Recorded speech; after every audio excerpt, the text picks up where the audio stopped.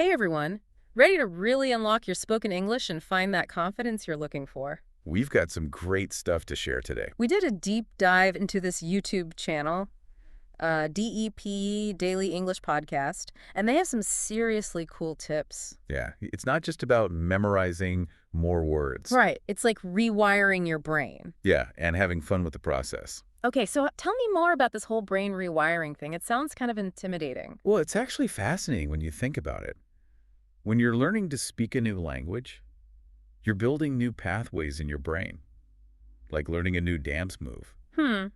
So it's not just about understanding the words, but actually training our brains to make the sounds. Exactly, and form sentences. There's this specific area of your brain called Broca's area, Okay. and it's responsible for speech production. So even if I can read and understand English, my Broca's area still needs some work to get me speaking fluently. That's exactly right. And one of the best ways to give your Broca's area a workout is through pronunciation drills. Things like tongue twisters can really help you strengthen those neural connections. Ah, tongue twisters. Like she sells seashells by the seashore. I can feel my brain doing push-ups already. Exactly. Are there any other ways to really engage Broca's area and get those words flowing? Absolutely.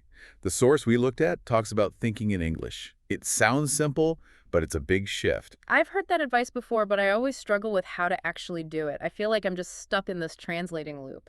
It's like when you first learned to drive. Think about it. You probably had to think about every single action, the clutch, the gas, the brake. But with practice, it became automatic. You weren't translating those actions in your head anymore. Speaking English is the same. So how do we shift gears from that translating in our heads to actually thinking in English? It's about creating an immersive environment. Surround yourself with English. Music, movies, podcasts, even change the language settings on your phone. So it's like building a little English-speaking world around myself. Even if I'm not living in an English-speaking country, I can see how that would help. Exactly. And as you immerse yourself, you'll start noticing phrases and expressions that you can just borrow. Instead of translating, you're building your own library of ready-to-use English. That makes a lot of sense. But let's be real for a second here. One of the biggest things that holds me back from speaking is fear. It's like this stage fright thing. It's incredibly common, and you know what? DEP actually compares it to those funny fail videos we see online. Oh yeah, the epic wipeouts. You're saying we should approach our English-speaking mistakes with the same humor. Precisely. Mistakes are not failures. They're opportunities to learn and grow. Think about it. Even babies fall countless times while learning to walk. They just get back up and keep trying. We need to be more like babies, Uh, fearless and persistent. exactly. I love that analogy, but how do we actually shift from cringing at those mistakes to actually embracing them? Be kinder to ourselves. Instead of beating ourselves up, we need to offer ourselves compassion and patience. That's a great reminder. We're often so hard on ourselves. So instead of striving for perfection, we should focus on progress, celebrate every win. Exactly. And DEP has this technique for making those steps forward more manageable. They call it chunking. Chunking, what's that? Breaking down those long sentences into smaller pieces. Instead of trying to say everything at once, you master those little pieces first. So for example, instead of trying to say, I would like to order a cup of coffee, please, all in one go, I might break it down into, I would like to order a cup of coffee, please. Kind of like Lego bricks. Yeah, exactly. You got it. Chunking helps to reduce that overload. Yeah, Makes speaking feel less overwhelming. that makes a lot of sense. But even with chunking, sometimes I get stuck on specific words. What's the best way to really nail those pronunciation hurdles? Well, DEP recommends something called shadowing. Shadowing. Yeah, it's like having a vocal twin. Okay.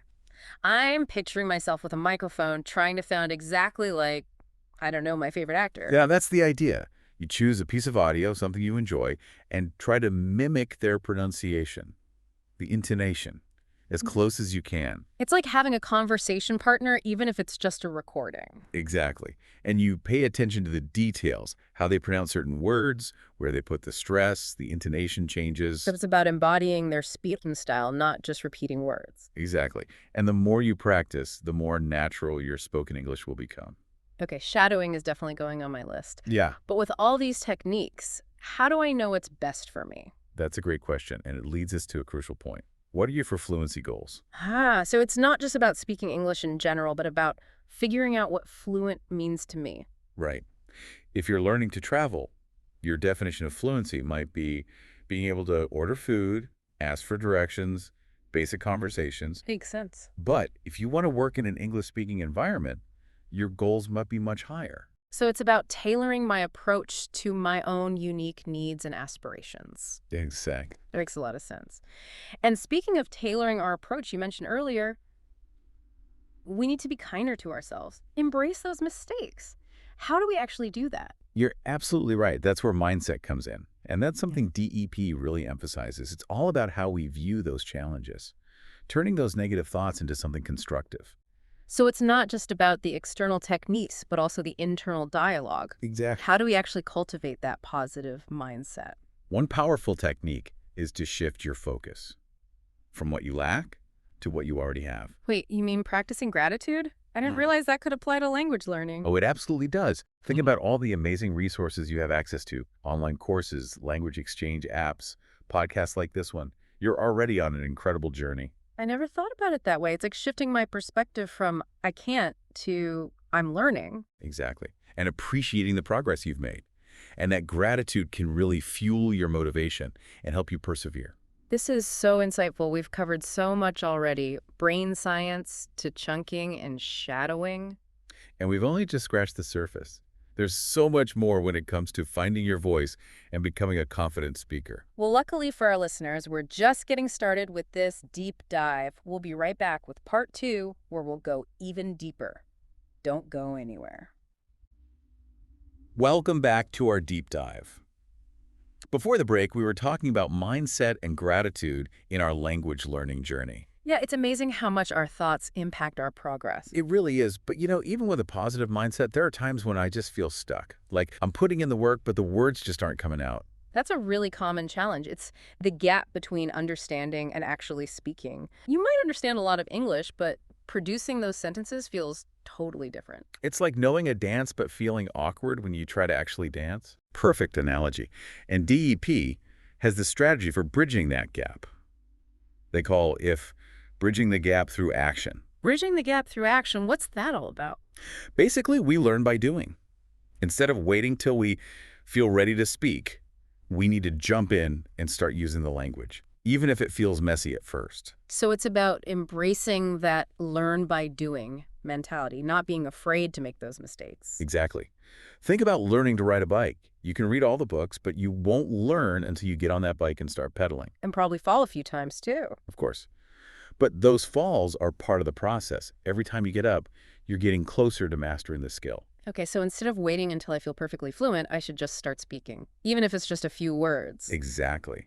And the great thing is you don't need to go to an English-speaking country to practice. That's good to know. So where can I find those opportunities right now? Well, think about your hobbies. Any groups where you could use English? I love to cook. Maybe I could join a cooking class or an online community for food lovers in English. There you go. It's about finding natural ways to practice that are also fun. I like it. What about online? I've heard of those language exchange apps. Yeah, they're great. You connect with other learners and help each other. So I could find someone learning Spanish and we could chat in English, then switch to Spanish. Exactly. Get to practice, learn about a new culture, maybe make a new friend. I'm sold. What other online options are out there? Oh, tons. Online conversation groups, virtual language cafes, even online tutoring. Wow, it's like a whole world of English speaking right at my fingertips. But how do I even choose? It comes back to your goals. Why are you learning English? What do you want to do with it? Once you know that you can choose the right tools. That's a good point. It's not about finding the perfect method, but the right one for me. Exactly. And remember, consistency is key. Even 15 minutes a day can make a big difference. It's like working out. Exactly. Small efforts lead to fluency. That's something DEP really emphasizes. Okay, so I'm ready to take action. But sometimes I just get stuck on certain phrases. I know what I want to say, but it won't come out right. That's where DEP comes in with another tip. Mastering everyday phrases. Everyday phrases like hello and thank you seems pretty basic. They are the building blocks, though. Knowing these common phrases will make you feel more confident, especially in real-life situations. Right, it's like having a set of tools I can always use. Exactly. And just practice them out loud until they feel natural. So I can use them without thinking too much. How can I make sure I'm saying them right, though? Shadowing can help with that. Listen to native speakers and try to copy them. It's like making their style my own. Yeah, and the more you practice, the more confident you'll become. It's all about building that muscle memory. This is so helpful. But let's be honest, we'll still make mistakes sometimes. How do we deal with that self-doubt and stay motivated? DP has a really interesting perspective on this. Celebrating your mistakes. Celebrating. I usually just cringe. I know it sounds weird, but think about it. Each mistake is a chance to learn. You're pushing yourself outside your comfort zone. So instead of seeing them as failures, I should see them as steps toward fluency. Yes. And DEP suggests something fun to track those steps. Recording yourself. Like talking to my phone. I do that all the time, usually just venting about my day, though. Well, try recording yourself speaking English. Choose a topic, read an article, or just have a conversation with yourself.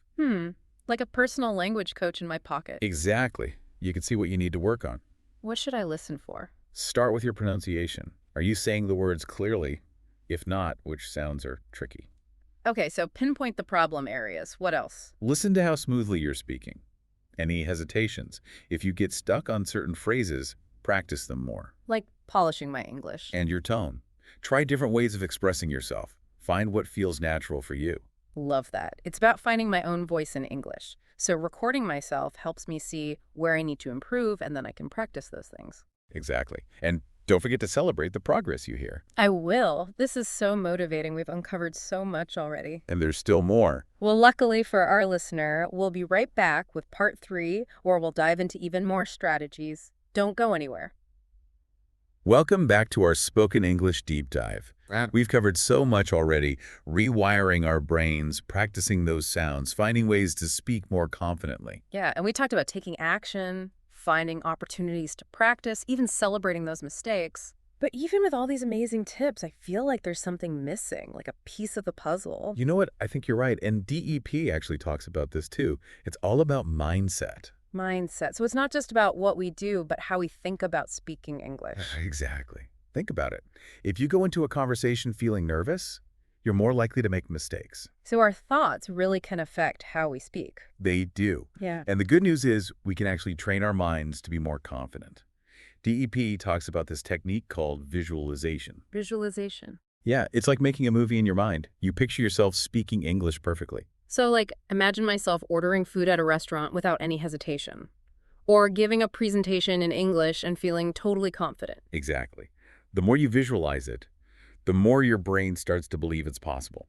And that belief can help you feel more confident in real life. Wow, that's pretty cool. So it's like mental practice for speaking. It is. And another way to boost that confidence is through positive self-talk. Instead of focusing on your mistakes, celebrate what you're doing well. So instead of saying, oh, I messed that up again, I could say, hey, I'm getting better at this. Exactly. Be your own cheerleader. Okay, I like that. But sometimes those negative thoughts are really hard to ignore. I know, and it takes time to change those patterns. One thing that can help is actually writing down those negative thoughts. Keeping a journal of negativity. It sounds weird, but it can be really helpful. By writing it down, you're kind of taking away its power. Okay. And then what? Then you challenge those thoughts. Are they really true? What evidence do you have? You might realize they're based on fear, not reality. So replace those negative thoughts with more positive ones. Like instead of I'll never be fluent, I could say I'm learning and I'm getting better every day. Exactly. It takes time and effort, but you can train your mind to be more supportive. This is also fascinating. I never realized how much our mindset matters. It's a powerful connection. Yeah. And speaking of connections, DEP also talks about connecting with other learners. Oh, yeah. We talked about those language exchange apps and online communities. It's great to have that support system. It really is. And don't be afraid to share your experiences. Knowing other people are going through the same thing can be really helpful. It's like we're all in this together. We are. And remember, you're not just learning English, you're opening up a whole new world. That's beautiful. Well, as we wrap up this deep dive into spoken English, I hope you're feeling inspired to keep going. Fluency is a journey, not a destination. And with the right mindset and consistent effort, you can achieve your goals. And if you're looking for more support, check out DEP Daily English Podcast on YouTube. They've got tons of great resources. So go out there and embrace those speaking opportunities, celebrate your progress, and most importantly, have fun. The world is waiting to hear your voice.